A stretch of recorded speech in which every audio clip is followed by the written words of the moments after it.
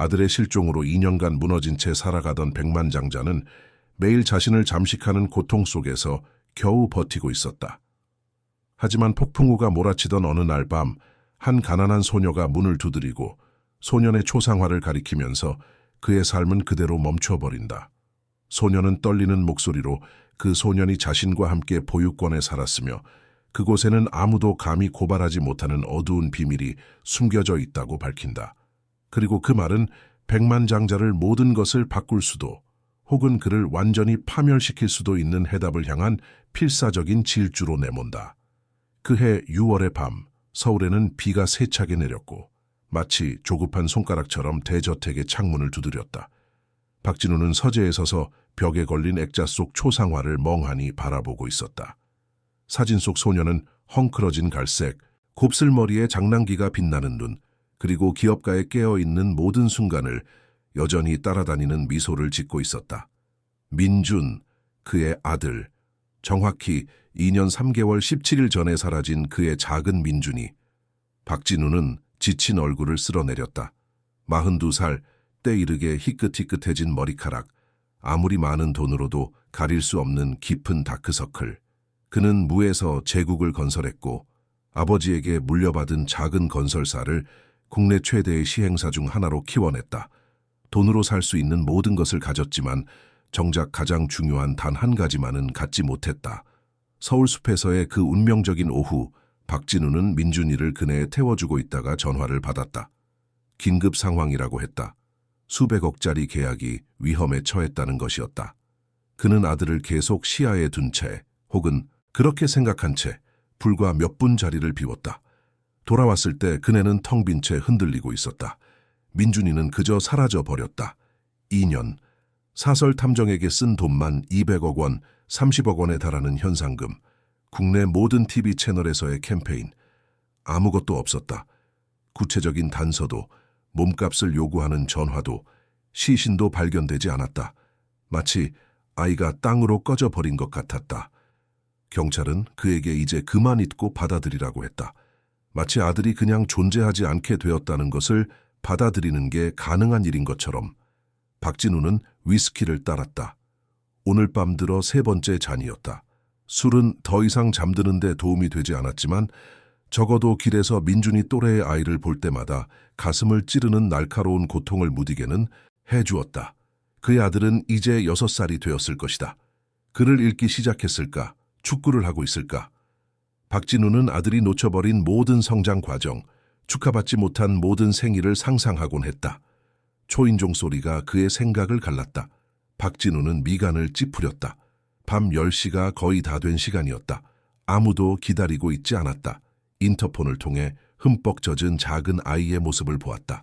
혼자 있는 아이를 볼 때마다 그를 덮치던 조건 반사처럼 그의 심장이 본능적으로 빠르게 뛰었다. 그는 문으로 달려갔다. 빗줄기는 것에져 거의 폭풍으로 변해 있었다. 현관 앞 포치 불빛 아래에서 아마도 7살쯤 되어 보이는 소녀가 떨고 있었다. 옷은 흠뻑 젖었고 6월 서울의 밤 추위를 막기에는 너무 얇았다.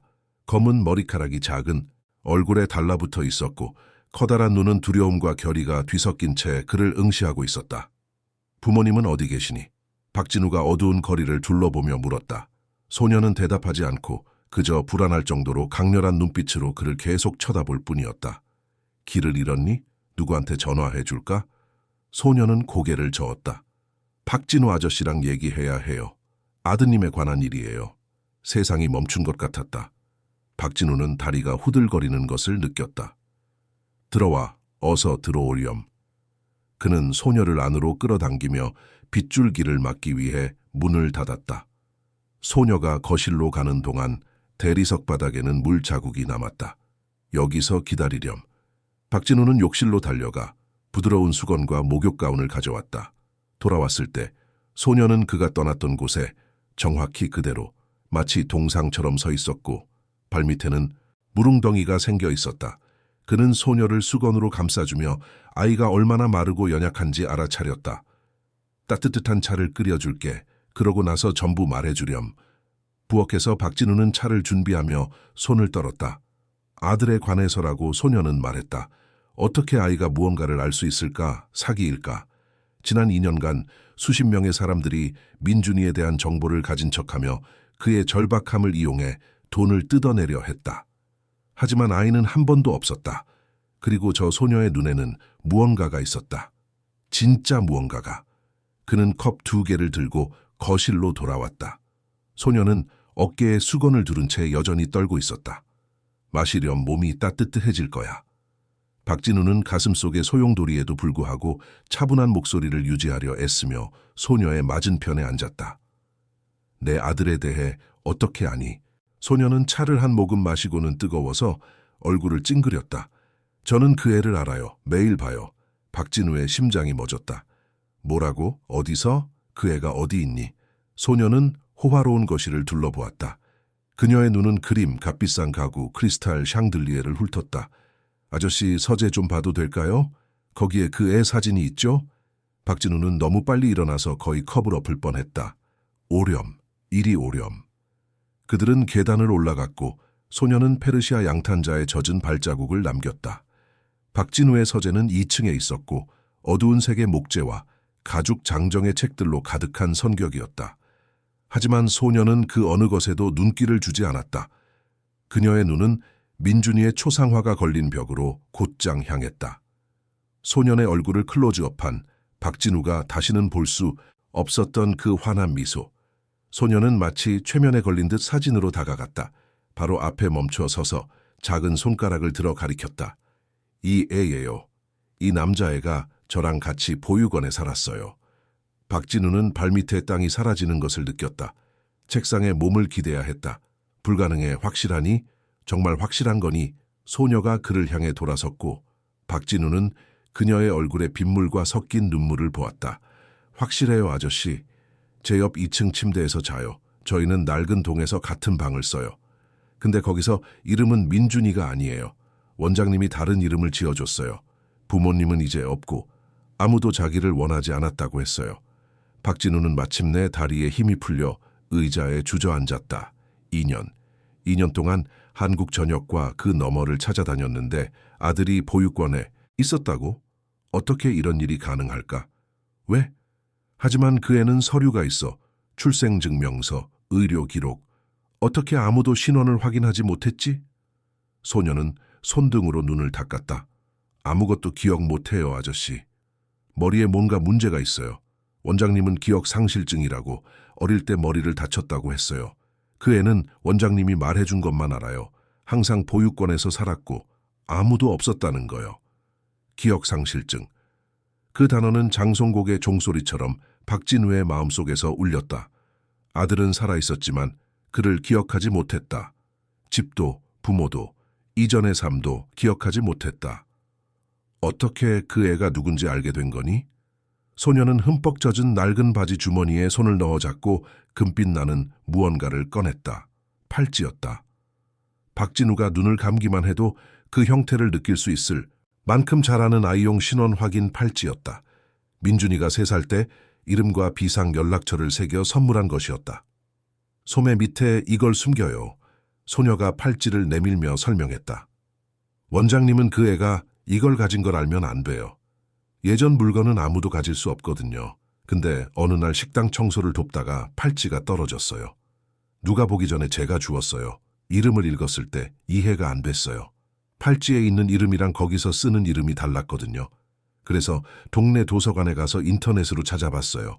실종된 아이에 대한 뉴스를 찾았어요. 아저씨 사진도 봤어요. 현상금을 걸었다는 것도요. 박진우는 떨리는 손으로 팔찌를 받았다. 그것이었다. 의심의 여지가 없었다. 새겨진 이니셜 PMJ 박민준. 실종 이후 가짜 제보자들의 전화를 견딜 수 없어 바꿨던 전화번호. 하지만 이것은 진짜였다. 그래서 여기에 온 거니? 현상금 때문에? 소녀는 기분이 상한 듯 보였다. 아니요, 아저씨. 민준이는 제 가장 친한 친구니까요. 매일 밤 우는 소리를 듣거든요. 왜 우는지도 몰라요. 다정한 목소리의 남자와 빛으로 가득한 큰 집에 대한 꿈을 꾸어요. 놀라서 깨어나요. 저는 그 애가 다시 잠들 때까지 손을 잡아주어요. 그녀는 잠시 말을 멈추고 목소리가 낮아졌다. 4개월 동안 돈을 모았어요. 잔심부름도 하고 화장실 청소도 하고 뭐든지 했어요. 보육원 근처 시장 아주머니는 제가 장바구니 드는 걸 도와드리면 동전을 좀 주셨어요. 여기까지 오는 버스표 살 돈이 모일 때까지 전부 모았어요.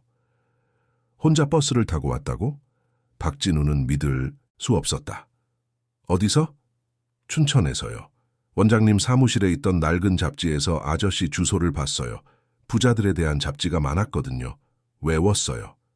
소녀는 심호흡을 했고 박진우는 처음으로 그녀의 눈에서 진정한 공포를 보았다. 하지만 조심해야 해요. 강 원장님은 힘 있는 친구들이 많아요. 경찰, 판사들이요. 한 번은 나이 많은 남자애가 도망치려 했을 때 다른 애들 앞에서 그렇게 말했어요. 자기는 항상 찾아내니까 소용없다고요. 그리고 정말 찾아냈어요. 그 남자애는 다시는 돌아오지 않았어요. 어떻게 됐는지 아무도 몰라요. 박진우의 피가 차갑게 식었다. 무슨 말이니? 그 보육원이 위험하다는 거야? 소녀는 고개를 끄덕였고 조용한 눈물이 얼굴을 타고 흘러내렸다. 저는 모든 걸 걸고 여기 왔어요, 아저씨.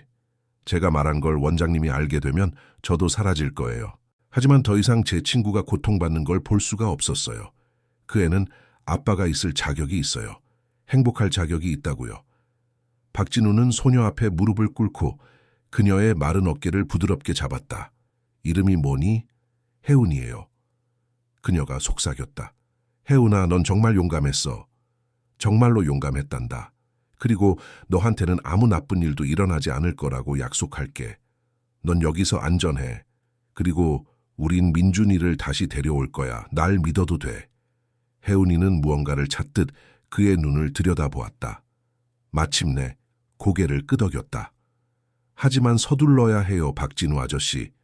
어제 원장님이 통화하는 걸 들었어요. 아이들 몇 명을 옮기는 것에 대해서요. 구매자들에 대해서요. 다 이해하진 못했지만 서두르는 것 같았어요. 일주일이라고 했어요. 일주일. 박진우는 긴급함을 전류처럼 느꼈다.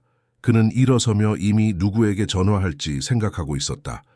단서가 마르면서 지난 몇 달간 흩어졌던 그의 조사팀을 다시 소집할 것이었다. 더 고용할 것이었다. 필요하다면 군대를 이끌고 그 보육원을 쳐들어갈 것이었다. 하지만 먼저 그는 혜운이를 보았다.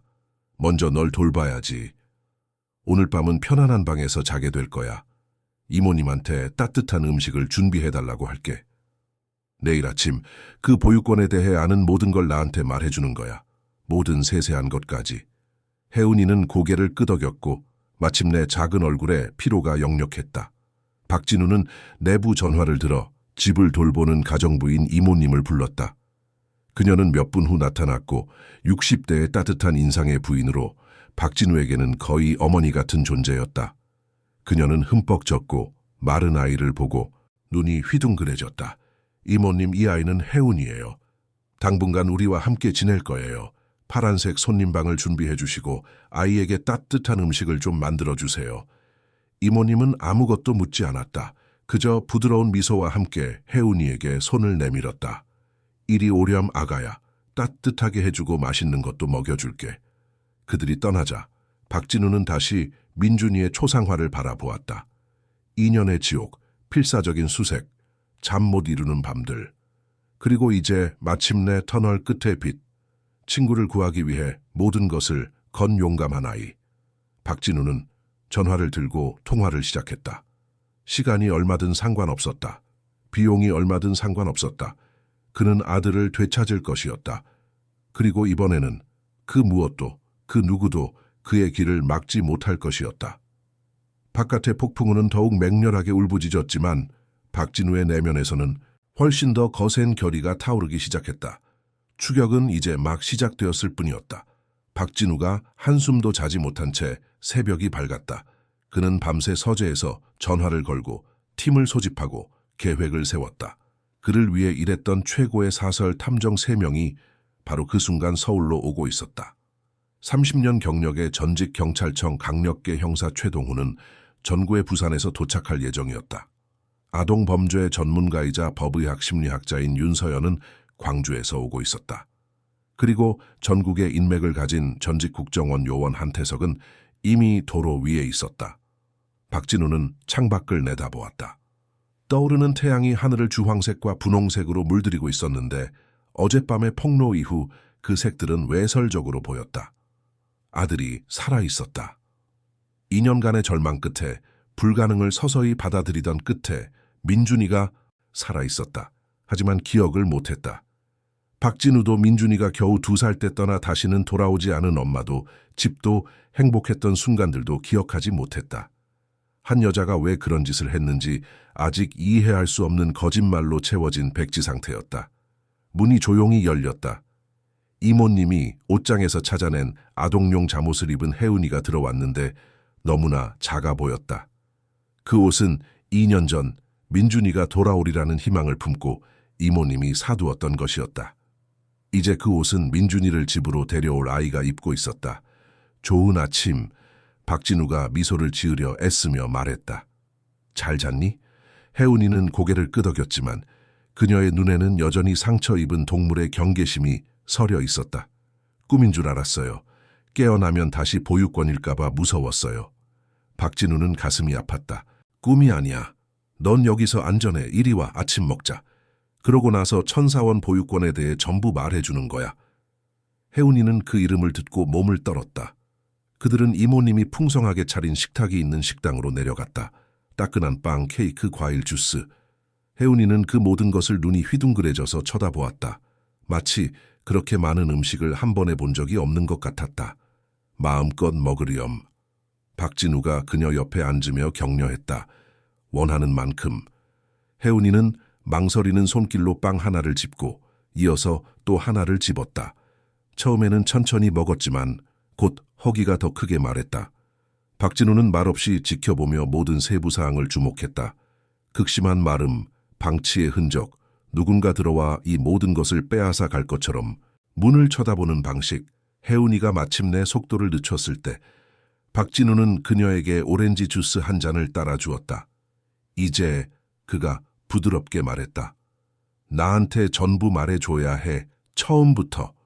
보육권은 어떠니? 아이들이 몇 명이나 살고 있니? 혜은이는 냅킨으로 입을 닦았고 그녀의 눈은 마치 정신적으로 그곳으로 돌아간 듯 멀어졌다. 20명 아니면 25명쯤 있어요. 다 같이 모이는 일이 없어서 세기 어려워요. 어린아이들은 세 동에 있는데 방문객들이 볼 수 있는 곳이에요. 거기는 다 깨끗하고 정돈되어 있어요. 장난감도 있고 벽에는 즐거운 그림이 그려져 있어요. 중요한 사람들이 방문할 때 강 원장님이 데려가는 곳이에요. 그리고 낡은 동은? 박진우가 물었다. 혜은이는 자신의 손을 내려다보았다. 낡은 동은 달라요. 저나 민준이처럼 나이 많은 아이들이 있는 곳이에요. 벽에는 곰팡이가 쓸어 있어요. 겨울에는 추워요. 음식도 부족해요. 하지만 원장님은 머리 위 지붕이 있는 것만으로도 감사해야 한다고 말해요. 우리가 아무도 원하지 않는 문제 아들이라고요. 박진우의 가슴 속에서 분노가 끓어오르기 시작했지만 그는 목소리를 차분하게 유지했다. 거기 있은 지 얼마나 됐니? 5살 때부터요. 엄마가 아파서 더 이상 저를 돌봐줄 사람이 없었어요. 잠깐일 거라고 다시 데리러 오겠다고 하셨어요. 하지만 벌써 2년이 지났는데 아무 소식도 없어요. 혜은이의 목소리가 갈라졌다. 저를 잊어버리신 것 같아요. 박진우는 부드럽게 그녀의 손을 만졌다. 아니면 네가 어디 있는지 모르실 수도 있어. 우리가 알아볼게 혜은아. 약속할게. 하지만 먼저 다른 아이들에 대해 말해줘. 그 애들은 어떻게 거기 오게 됐니? 혜은이는 잠시 생각했다. 대부분 저 같아요. 부모님이 아프거나 사고를 당하거나 가족이 더 이상 돌볼 수 없게 된 경우요. 하지만 몇몇 아이들, 특별동에 있는 어린아이들은 달라요. 그 애들은 우리랑 말을 안 해요. 원장님은 특별한 아이들이라 다른 보살핌이 필요하다고 해요. 하지만 밤에 우는 소리를 들어요. 항상 엄마를 찾으면서요. 박진우는 등골이 오싹해지는 것을 느꼈다. 그 특별동은 어디에 있니? 3층에요. 항상 잠겨 있어요. 원장님이랑 오 간호사님만 열쇠를 가지고 있어요. 하루에 2~3번 음식과 약을 가지고 거기로 올라가요. 약? 무슨 약? 혜은이는 어깨를 으쓱했다. 모르겠어요. 하지만 아이들이 그걸 먹고 나면 조용해져요. 아주 조용해져요. 한 번은 오 간호사님이 자는 것 같은 작은 여자애를 안고 가는 걸 봤는데 대낮이었어요. 원장님은 저를 보고 엄청 화를 내면서 방으로 돌아가라고 했어요. 박진우는 모든 것을 머릿속에 기록했다. 약물, 아이들에게 약물을 투여하고 있었다. 그는 분노를 억누르며 심호흡을 했다. 그리고 민준이는 너랑 같이 낡은 동에 있니? 네. 저희는 다른 4명의 아이들과 같은 방을 써요. 움직일 때마다 삐걱거리는 낡은 철제 2층 침대 2개가 있어요. 민준이는 제 옆 아래층 침대에서 자요. 밤에 불이 꺼지고 나면 저희는 조용히 얘기해요. 그 애는 자기 꿈에 대해 말해줘요. 항상 같은 꿈이래요. 그네를 밀어주는 남자, 정원이 있는 큰 집, 갈색 강아지. 혼란스러워하며 깨어나요. 왜 그런 꿈을 꾸는지 이해하지 못한 채로요. 박진우는 눈을 감았다. 그들에게는 마루라는 이름의 골든 리트리버가 있었는데 민준이가 실종되기 6개월 전에 세상을 떠났다. 아이는 그 개를 무척 좋아했다. 기억들은 거기에 있었다. 트라우마와 조작의 층 아래 묻혀 있었지만 거기에 있었다. 초인종이 울렸다. 박진우는 일어섰다. 조사관들인 것 같구나. 혜훈아, 이 모든 걸 그분들에게 다시 말해줘야 해. 괜찮겠니? 좋은 분들이야. 민준이를 되찾는데 우리를 도와주실 거야. 혜훈이는 고개를 끄덕였지만 박진우는 그녀의 눈에서 두려움을 보았다. 그는 이해했다. 어른들에게 그토록 반복적으로 실망한 아이에게 어른을 신뢰하는 것은 어려운 일일 것이다. 최동훈, 윤서연, 한태석은 긴급 상황에 의해 소집된 팀처럼 함께 도착했다. 박진우는 그들을 커다란 소파에 잡고 겁에 질린 채 기다리고 있는 혜훈이가 있는 거실로 안내했다. 모두를 소개하고 기본적인 상황을 설명했다. 그는 트라우마를 겪은 아이들을 다루는 데 경험이 많은 서연이 즉시 혜훈이의 눈높이에 맞춰 무릎을 꿇고 덜 위협적으로 보이게 하는 모습을 지켜보았다. 안녕, 혜훈아. 서연이 부드러운 목소리로 말했다. 이게 무서울 거라는 거 알아. 하지만 여기까지 온 건 정말 용감한 일이야. 우리를 조금만 더 도와줄 수 있을까? 혜훈이는 박진우를 쳐다보았다. 그는 격려의 뜻으로 고개를 끄덕였다. 그녀는 다시 이야기하기 시작했고 이번에는 더 자세했다. 동훈은 건물의 구조, 직원의 수, 일과에 대해 구체적인 질문을 했다. 태석은 방문객, 차량, 특이한 움직임에 대해 물었다. 서연은 아이들, 그들의 상태, 트라우마의 징후에 초점을 맞췄다. 2시간 후 그들은 충격적인 그림을 얻었다. 천사원 보육원은 공식적으로 12년 전 규정 위반과 학대, 신고로 폐쇄되었다. 하지만 춘천 외곽의 외딴 부지에서 불법적으로 계속 운영되고 있었다. 강지영 원장은 동훈이 빠르게 찾아낸 전과가 있었다. 그녀가 관리하던 3개의 다른 기관이 폐쇄되었고 모두 아동 실종과 관련된 조사를 받았다. 하지만 그녀는 기소된 적이 없었고 항상 법적 허점이나 증거 부족으로 빠져나갔다. 어떻게 계속 이런 짓을 할 수 있는 겁니까? 박진우가 폭발했다. 어떻게 아무도 그녀를 막지 못하는 거죠? 최동훈은 어두운 표정으로 말했다. 보호막이 있습니다. 그녀의 빈번한 연락처 목록에 최소 2명의 법원 공무원과 1명의 아동 담당 판사가 있다는 것을 알아냈습니다. 누군가 그녀를 덮어주고 있는 겁니다. 하지만 왜요? 목적이 뭡니까? 단지 아이들을 고통스럽게 하기 위해서? 한태석이 헛기침을 했다. 그것보다 더 나쁜 것 같습니다. 지난 5년간 부유한 가정에서 실종된 아동 사건을 찾아보기 시작했습니다. 서울과 수도권에서 17건을 찾았습니다. 모두 어린아이들이고 모두 발견되지 않았으며 모두 이상한 상황이었습니다.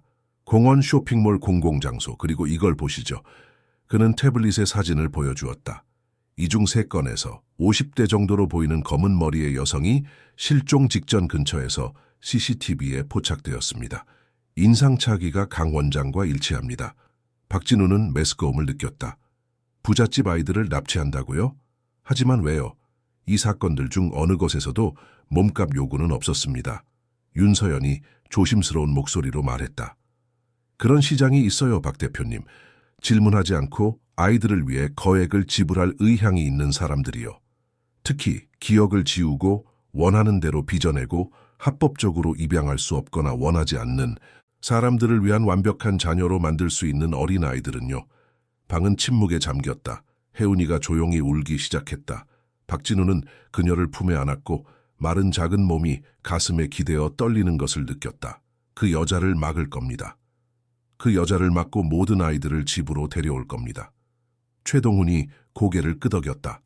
하지만 전략적으로 움직여야 합니다. 그녀에게 경찰과 사법부의 보호막이 있다면 지역 경찰을 그냥 부를 수는 없습니다. 반박할 수 없는 증거가 필요합니다. 현장에서 잡아야 합니다. 어떻게요? 한태석이 물었다. 박진우는 그들 각자를 바라보았다. 네가 원장님이 아이들을 옮기는 것에 대해 말하는 걸 들었다고 했지. 혜운아? 구매자들에 대해서도 말했고? 혜운이는 그의 가슴에 기댄 채 고개를 끄덕였다. 일주일이라고 했어요. 모든 걸 서둘러야 한다고요. 그렇다면 박진우의 목소리가 강철처럼 단단해졌다. 우리가 그녀에게 구매자를 제공하는 겁니다. 아이를 구매하는 데 관심 있는 사람. 그녀가 자신의 모든 작전을 드러내게 만들 만큼 충분한 돈과 명백한 비양심을 가진 사람.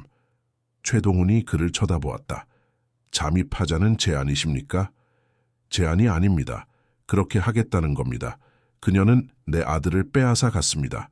이제 그녀가 야기한 모든 고통의 순간에 대해 대가를 치르게 할 겁니다. 윤서연이 망설였다. 위험합니다, 박 대표님. 그녀가 당신이 누군지 알게 되면 아이들을 옮길 수도 있습니다. 심지어 해를 끼칠 수도 있습니다. 감수해야 할 위험입니다. 우리가 너무 오래 기다리면 그녀는 그 아이들을 옮길 것이고 우리는 다시는 그들을 볼 수 없을 겁니다. 민준이가 거기에 있습니다. 제 아들이 1시간 거리에 있고 저는 그 애를 데리러 갈 겁니다. 한태석이 메모를 시작했다. 당신을 위한 가짜 신분을 만들어야겠습니다. 재정 기록, 국제적인 추천인, 전통적인 입양에 번거로움 없이 가족을 꾸리고 싶어하는 재미교포 사업가로 설정하겠습니다. 질문하지 않을 만큼 부유하고 주목받지 않을 만큼 조용한 사람으로요. 윤서연이 혜운이를 보았다. 그리고 이 아이는요? 강 원장이 보면 알아볼 텐데요. 혜운이는 거기에 돌아가지 않을 겁니다. 박진우가 단호하게 말했다. 여기서 보호받으며 있을 겁니다. 우리가 이 일을 하는 동안 이모님이 돌봐주실 겁니다. 최동훈이 이미 계획을 세우며 일어섰다. 보육권 주변에 감시 장비를 설치하겠습니다. 카메라 도청 장치, 모든 것을 기록해야 합니다. 모든 방문객, 모든 움직임, 그리고 경찰청에 있는 제가 믿는 친구들에게 연락하겠습니다. 소란, 피우지 않고 충분한 증거를 확보했을 때를 대비해 사전 작업을 해두는 겁니다. 시간이 얼마나 있죠? 윤서연이 물었다. 혜운이가 일주일이라고 했으니 박진우가 대답했다. 모든 것을 준비하고 접촉하는데 6일이 있습니다. 한 요원님, 제 신분을 만드는데 얼마나 걸립니까? 쉬지 않고 일하면 72시간, 3일입니다. 그럼 계획에 3일, 실행에 3일이 있습니다. 박진우는 팀원들 각자를 바라보았다. 많은 것을 요구하고 있다는 걸 압니다. 위험하고 잘못될 수도 있다는 것도 압니다. 하지만 제 아들을 다시 잃을 수는 없습니다. 이렇게 가까이 있는데 말입니다. 최동훈이 그의 어깨에 손을 얹었다. 요구하시는 게 아닙니다, 박 대표님. 저희가 돕는 겁니다. 아드님을 되찾아 오겠습니다. 그들은 그날 남은 시간 동안 모든 세부 사항을 계획했다. 혜운이는 보육원의 대략적인 지도를 제공했고 아는 모든 방을 그렸다. 일과 식사 시간, 원장님이 가장 바쁜 시간 등을 설명했다. 정보의 모든 조각은 서서히 형성되는 퍼즐의 한 조각이었다. 밤이 되자 혜운이는 지쳐 있었다. 이모님은 잠들기 전에 동화책을 읽어주겠다고 약속하며 그녀를 위층으로 데려갔다. 박진우는 팀과 함께 남아 새벽까지 계획을 계속했다. 마침내 그들만 남았을 때 최동훈이 걱정스럽게 그를 바라보았다. 준비되셨습니까? 아들을 보고도 즉시 데려오지 못할 상황에 대해서요. 박진우는 창밖의 어두운 하늘을 보았다. 아니요, 준비되지 않았습니다.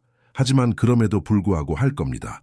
왜냐하면 대안은 그 애를 거기에 아무도 자기를 원하지 않고 아무도 없다고 생각하게 내버려 두는 것이니까요. 그리고 그것은 제가 받아들일 수 없습니다. 최동훈이 천천히 고개를 끄덕였다. 그럼 제대로 합시다. 이 작전 전체를 무너뜨리고 저 여자가 다시는 다른 아이를 해치지 못하도록 확실히 합시다. 박진우는 민준이를 생각하며 눈을 감았다. 조금만 더 버텨, 아들아. 아빠가 가고 있어. 다음 3일은 활동의 소용돌이 속에서 지나갔다. 한태석은 8천만 달러의 자산을 가진 금융업계의 재미교포 사업가 데이비드 김의 신분을 만들기 위해 쉬지 않고 일했다.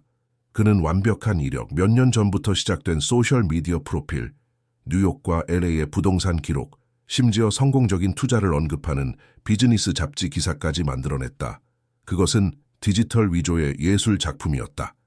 박진우는 한태석이 데려온 코치와 함께 미국식 억양을 연습하고 한 번도 살아보지 않은 삶의 세부 사항을 외우며 새로운 캐릭터를 연구하는데 몇 시간을 보냈다.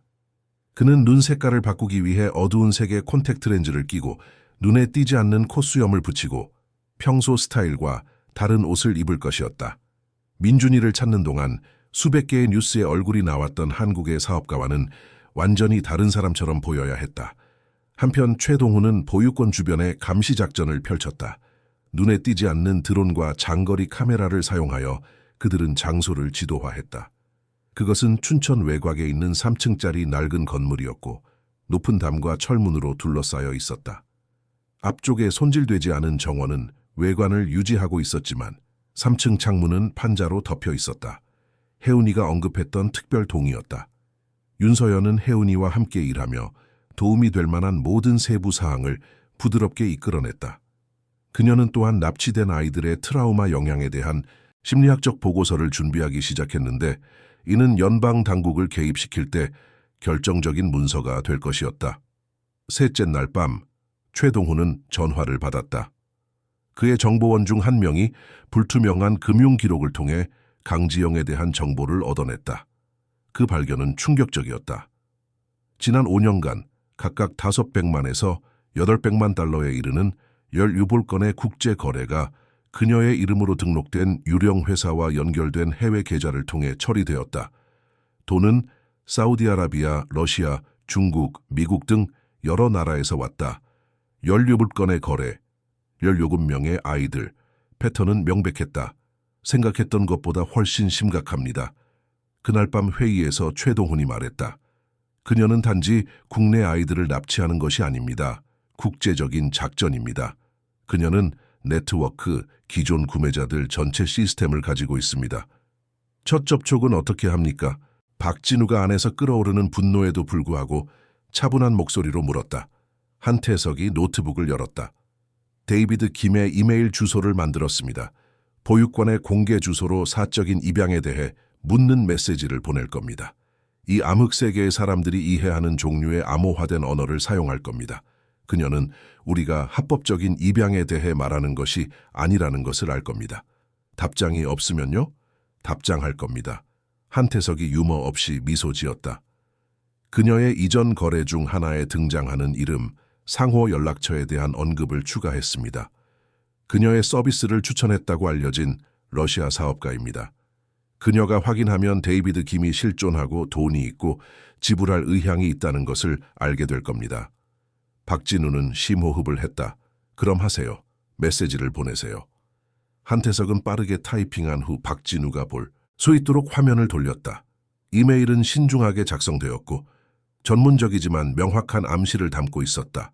신중한 방법을 통해 가족을 꾸리고 싶다는 관심, 서비스 비용 지불 의향, 개인적인 사정으로 인한 신속한 처리 필요성을 언급했다. 완벽했다. 보냈습니다. 한태석이 말했다. 이제 기다리는 일만 남았습니다. 그들은 오래 기다릴 필요가 없었다. 4시간 후 새벽 2시에 답장이 도착했다. 강지영은 공식 이메일 주소와 다른 주소를 사용했는데 한태석이 추적해보니 암호화된 서버로 연결되었다. 메시지는 짧지만 명확했다. 그녀는 그의 필요에 대해 논의하는 데 관심이 있었다. 이틀 후 중립적인 장소인 서울 청담동의 한 카페에서 개인적인 만남을 제안했다. 미끼를 물었습니다. 최동훈이 어두운 만족감이 섞인 목소리로 말했다. 이제 어려운 부분입니다. 박진우는 이메일을 보며 저편에 있는 여자를 상상했다.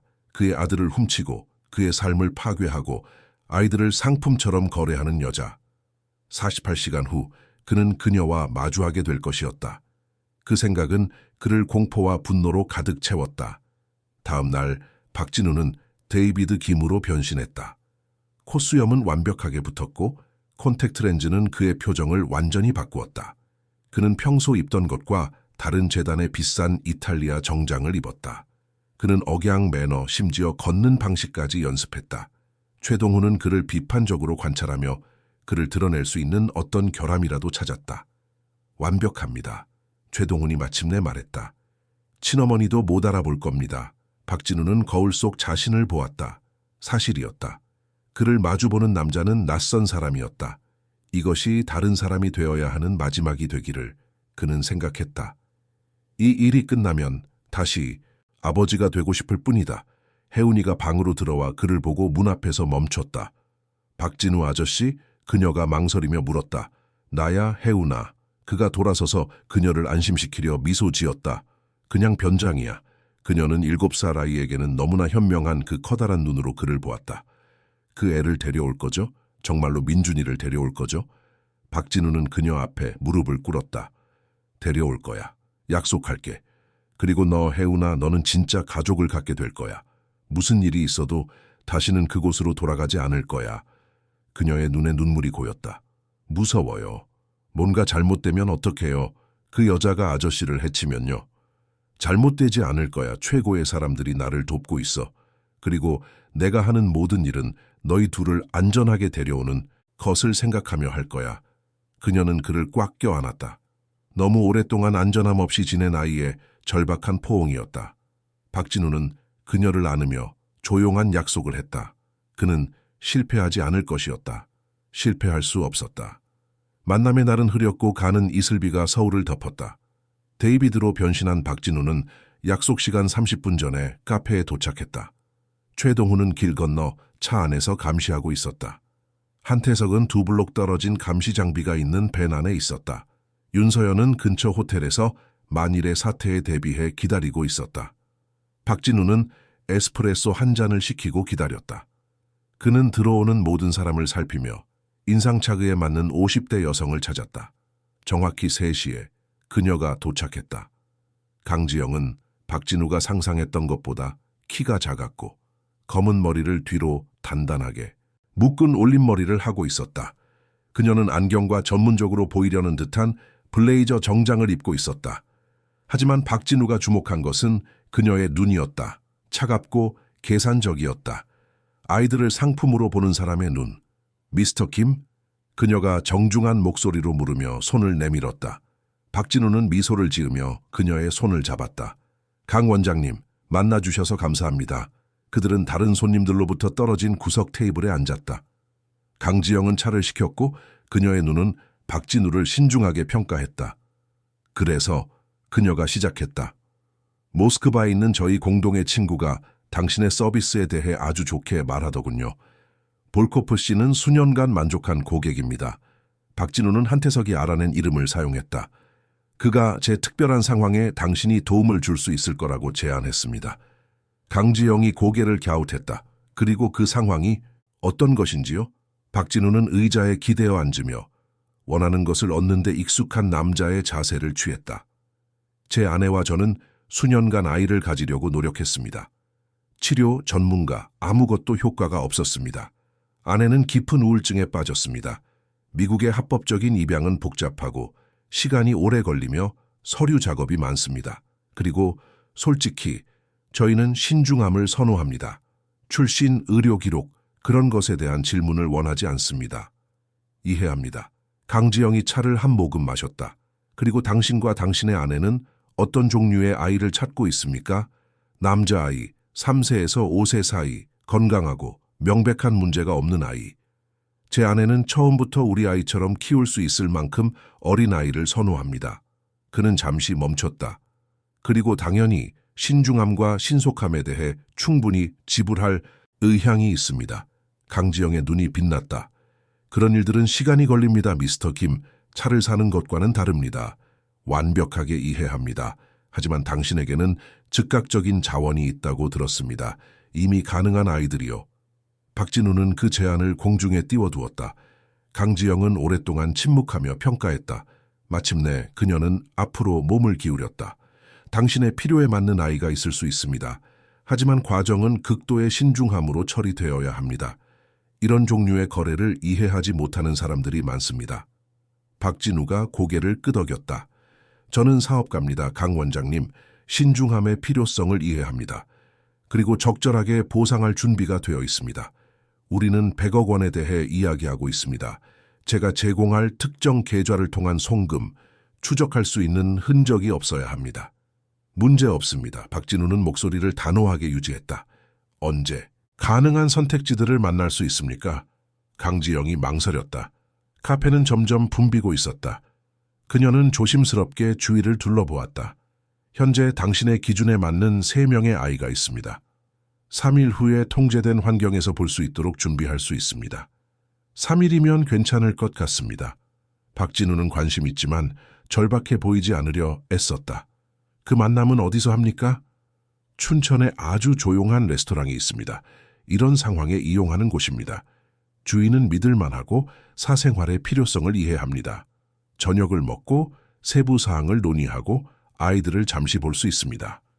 완벽합니다. 박진우가 손을 내밀었다. 이 일에 대해 좋은 예감이 듭니다. 강 원장님. 그녀는 그의 손을 잡았고 얇은 미소가 입가에 번졌다. 저도 그렇습니다. 미스터 김.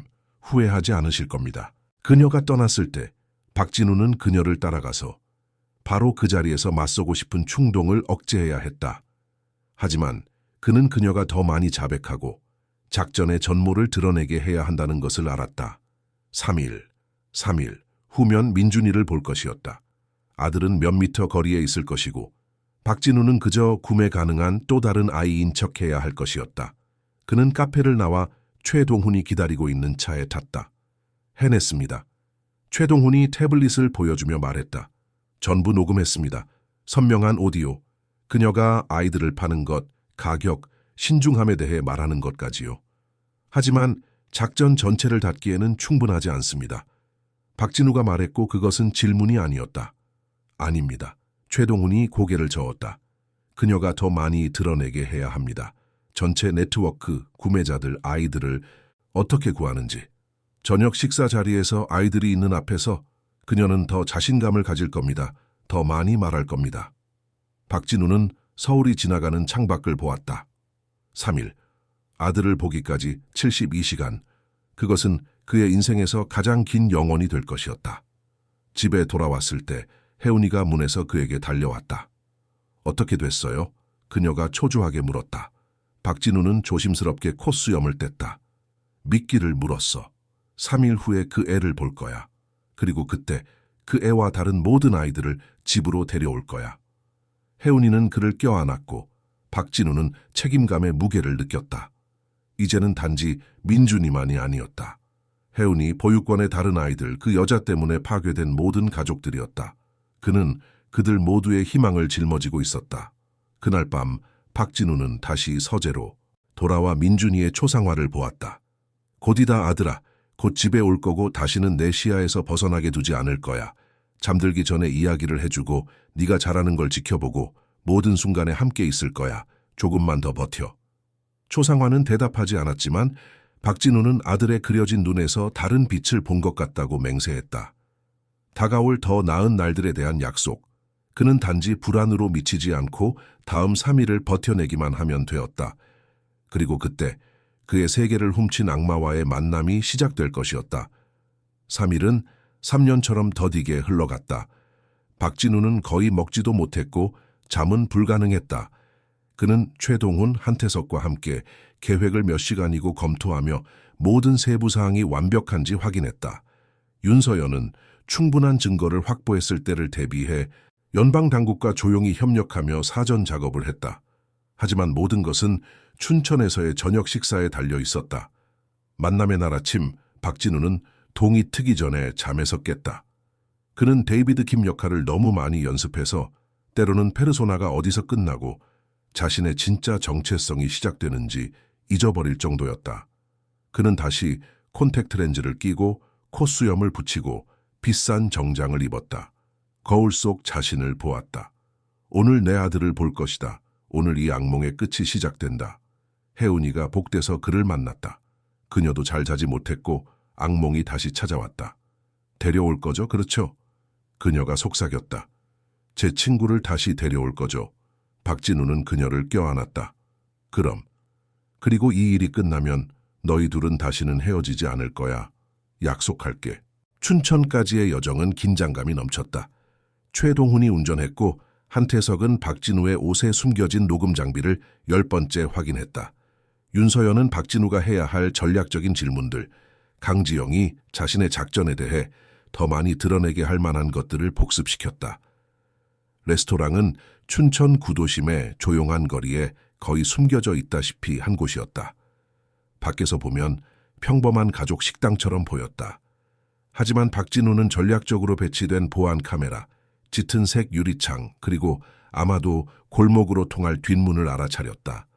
불법 활동의 완벽한 장소였다. 박진우는 혼자 들어갔다. 최동훈은 입구가 보이는 곳에 주차된 차 안에 있었다. 한태석은 다른 위치에서 강지영의 경호원들이 통신기를 가지고 있을 경우를 대비해 무선 주파수를 감시하고 있었다. 윤서연은 아이들이 구조되는 즉시 돌볼 준비가 된 신뢰할 수 있는 의료팀과 함께 근처 호텔에서 기다리고 있었다. 레스토랑 내부는 구식으로 우아했다. 어두운 색의 목재 테이블, 낮은 조명, 부드러운 클래식 음악. 다른 테이블은 3개뿐이었고 모두 무관심하거나 의도적으로 무슨 일이 일어나는지 모르는 척하는 커플들이 차지하고 있었다. 60대의 통통한 주인은 박진우에게 고개를 까딱하며 인사했는데 이는 그가 어떤 종류의 사업을 돕고 있는지 정확히 알고 있다는 것을 암시했다. 박진우는 레스토랑 뒤편 나무 조각 병풍으로 나머지 공간과 분리된 개인적인 테이블로 안내되었다. 강지영은 이미 그곳에 있었고 혜은이의 설명으로 보육원의 간호사인 오 간호사로 알아본 나이든 여성과 함께였다. 그리고 또 다른 사람이 있었는데 권력을 갖는데 익숙한 얼굴에 비싼 정장을 입은 남자였다. 미스터 김, 강지영이 일어서며 미소 지었다. 오셨군요. 제 동료들을 소개하고 싶습니다. 우리 아이들의 건강과 복지를 돌보는 오 간호사님. 그리고 이분은 저희 운영에 법률 자문을 제공하는 은퇴한 판사이신 황인철 박사님입니다. 박진우는 두 사람과 악수하며 모든 세부 사항을 머릿속에 기록했다. 판사가 연루되어 있었다. 강지영이 가진 보호막에 대한 최동훈의 말이 맞았다. 그는 비양심적인 사업가의 페르소나를 유지하며 미소 지었다. 만나서 반갑습니다. 제 상황을 이렇게 진지하게 받아들여 주셔서 감사합니다. 그들은 자리에 앉았다. 웨이터들이 비싼 와인과 고급스러운 전차의 요리를 가져왔다. 대화는 아르헨티나의 사업 날씨, 사소한 이야기 등 가볍게 시작되었다. 하지만 박진우는 긴장감, 정중한 표면 아래 도사리고 있는 진짜 목적을 느낄 수 있었다. 마침내 와인 2잔을 마신 후 강지영이 앞으로 몸을 기울였다. 자, 미스터 김, 솔직하게 이야기하죠. 우리가 제공하는 것에 민감한 성격을 이해하십니까? 완벽하게요. 박진우가 대답했다. 당신들은 전통적인 법적 복잡성을 우회하는 서비스를 제공합니다. 저는 그 편리함과 신중함에 대해 비용을 지불하고요. 황 판사가 처음으로 입을 열었고 그의 목소리는 부드러웠지만 오만함이 가득했다. 그리고 거래가 완료되면 아이가 완전히 당신의 것이 된다는 것을 이해하십니까? 과거와의 연결도 추적 가능한 기록도 없이요. 그게 바로 제가 원하는 겁니다. 박진우는 목소리를 단호하게 유지했다. 제 아내와 저는 처음부터 아이를 우리 아이처럼 키우고 싶습니다. 아이가 이전 일을 덜 기억할수록 좋습니다. 강지영이 미소 지었고 박진우가 이미 증오하게 된 그 차가운 미소였다. 그게 저희 전문입니다, 미스터 김. 저희가 제공하는 아이들은 이전 삶을 기억하지 못합니다. 그것을 보장하기 위한 매우 효과적인 방법들이 있습니다. 박진우는 목소리에 호기심을 담았다. 방법들이요? 오 간호사가 임상적인 목소리로 대답했다. 승인된 의료 기술입니다. 트라우마 기억을 억제하는 데 도움이 되는 특정 약물들입니다. 긍정적인 심리적 강화와 결합하면 아이들은 빠르게 새로운 현실을 받아들입니다. 사실 인도적인 거죠. 더 이상 가질 수 없는 삶의 기억으로 고통받게 할 이유가 있나요? 박진우는 분노를 참았다. 인상적이군요. 그리고 그 기술들은 되돌릴 수 있습니까? 왜 되돌리겠습니까? 강지영이 웃었다. 목표는 아이들에게 새로운 시작을 주는 것입니다. 새로운 부모, 새로운 삶, 새로운 정체성. 그것은 선물이지 처벌이 아닙니다. 박진우의 옷에 숨겨진 녹음 장비는 모든 단어를 포착했다. 그들이 동맹이라고 생각하는 동안 자백이 자연스럽게 흘러나왔다. 그리고 그런 선물을 얼마나 많이 주셨습니까? 박진우가 와인을 한 모금 마시며 무심하게 물었다. 황 판사가 자랑했다. 15년간의 운영 동안 우리는 72건의 성공적인 배치를 촉진했습니다. 과밀한 보육권이나 반김 가정에서 자랐을 아이들이 이제 전 세계에서 호화로운 삶을 살고 있습니다. 72명, 최동훈이 계산한 것보다 거의 4배나 많았다. 박진우는 메스꺼움을 느꼈지만 표정을 유지했다. 정말 인상적이군요. 그리고 그 모든 배치가 신중하게 이루어졌습니까? 물론입니다. 강지영이 확신시켰다. 저희는 매우 견고한 시스템을 가지고 있습니다. 실종이 쉽게 설명되거나 무시될 수 있는 상황에서 각 아이를 신중하게 선택합니다. 조사가 너무 멀리 가지 않도록 보장하는 여러 공식 기관의 연락책이 있습니다. 아이들은 어떻게 구합니까? 박진우가 결정적인 질문을 했다. 강지영은 동료들과 시선을 교환했다. 다양한 출처가 있습니다. 일부는 진정한 위기 상황에서 오고 아무도 한 아이가 사라지는 것을 알아채거나 신경 쓰지 않는 과밀한 보육권에서 옵니다. 다른 아이들은 때때로 우리 고객이 요청하는 특정 가정의 아이들을 식별합니다. 그런 경우 우리는 기회를 만듭니다. 기회요. 박진우가 반복했다. 어떻게요? 황 판사가 몸을 기울였다. 당신이 특정 나이, 외모, 심지어 유전적 배경의 아이를 원한다고 가정해 봅시다.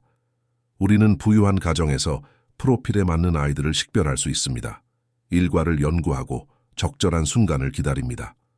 붐비는 공원, 번화한 쇼핑몰, 그런 곳에서는 아이들이 항상 사라집니다. 대부분은 결코 발견되지 않죠. 당신들과 함께 있기 때문이군요. 박진우가 거짓 이해의 목소리로 말했다. 정확합니다. 강지영이 미소 지었다. 새로운 이름, 새로운 이력을 받습니다. 몇 주 안에 이전 삶을 기억하지 못합니다. 그리고 그들을 사랑하고 모든 것을 줄 가족에게 보내집니다. 생물학적 부모는요? 오 간호사가 어깨를 으쓱했다. 물론 고통받겠죠. 하지만 결국에는 극복합니다. 그것이 자연의 순리입니다. 그리고 솔직히 그 부자 부모들 중 다수는 자신의 경력에 너무 바빠서 아이들에게 거의 신경 쓰지 않습니다. 박진우는 혀를 깨물어야 했다. 모든 단어가 그의 가슴에 칼이었다. 그들은 가족을 파괴하는 것을 마치 행정적인 세부 사항인 것처럼 이야기했다. 아주 잘 계획되었군요. 그는 간신히 말했다. 그리고 지금 가능한 아이들은요? 강지영이 고개를 끄덕이자 오 간호사가 방을 나갔다. 현재 당신의 기준에 맞는 3명의 남자아이가 있습니다. 모두 건강하고 잘생겼으며 4세에서 6세 사이입니다. 그중 1명은 그녀가 극적으로 멈췄다. 2년 전 특히 부유한 가정에서 왔습니다. 아버지는 아들과 거의 시간을 보내지 않는 강박적인 사업가였습니다.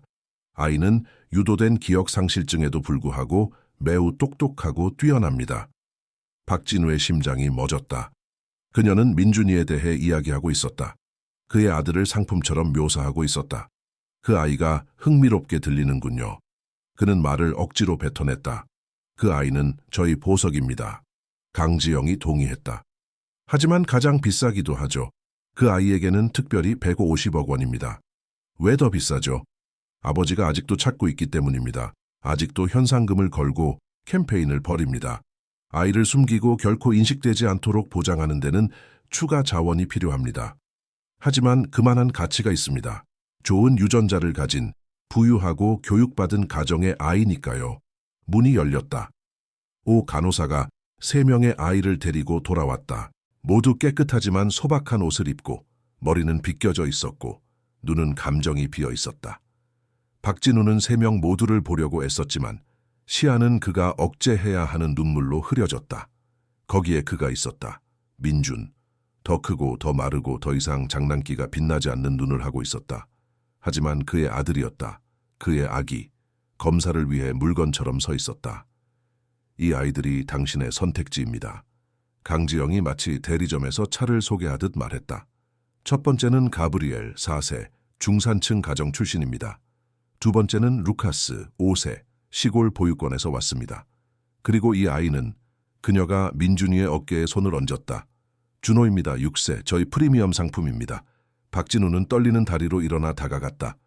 아이들과 교감해도 될까요? 물론입니다. 하지만 짧게만요. 아이들이 불안해지는 것을 원하지 않습니다. 박진우는 민준이 앞에 무릎을 꿇었다. 아들의 갈색 눈은 인식도 감정도 없이 그를 바라보았다.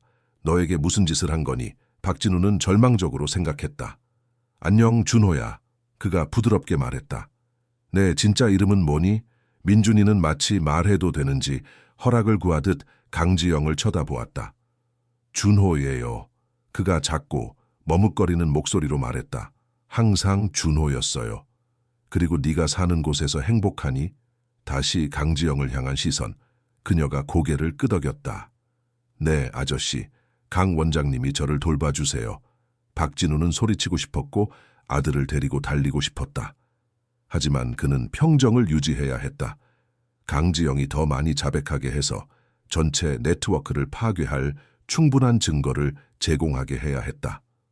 거기 친구 있니? 처음으로 민준이의 눈에 무언가 스쳤다. 혜운이라는 여자예요. 근데 그 애가 그는 혼란스러운 얼굴로 멈췄다. 며칠 전에 사라졌어요. 아팠단다. 강지영이 재빨리 끼어들었다. 특별 치료를 위해 옮겨져야 했어.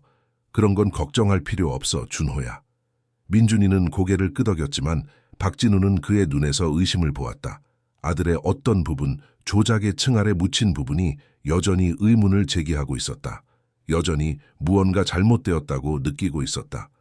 박진우는 통제력을 잃기 전에 일어서서 물러났다. 인상적인 아이들이군요, 3명 모두. 하지만 저는 특히 준호에게 관심이 있습니다. 150억 원이라고 하셨죠? 네. 강지영이 확인했다. 절반은 지금, 나머지 절반은 이전이 완료되고 필요한 모든 서류를 받았을 때입니다. 서류요? 황 판사가 설명했다. 당신이 아버지로 기재된 아르헨티나 출생 증명서, 의료 기록, 학교 기록 모두 저희 연락책에 의해 완벽하게 위조됩니다. 아이는 공식적으로 한국에 존재한 적이 없게 됩니다. 그리고 이 과정은 얼마나 걸립니까? 초기 지불 후 일주일입니다. 오 간호사가 심리적 준비 과정을 시작하여 아이가 전환에 대비할 수 있도록 보장할 겁니다. 박진우는 고려하는 척했다.